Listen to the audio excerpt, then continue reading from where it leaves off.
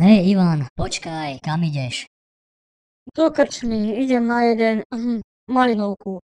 Hej mi vravel, že tvoj foter chová biele kone. Je pravda, že sa na tom dá dobre zarobiť? Áno, ale nemusíš o tom každému hovoriť. A kde zoženiem také kone? Stačí ti zo pár podpisov a pivnica s reťazou. No dobre, nechajme to už.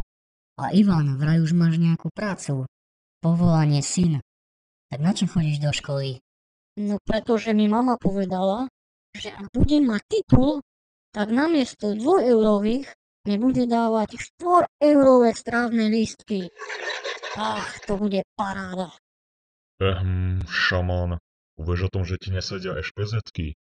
Predná je iná ako zadná. Ach, ty detailista.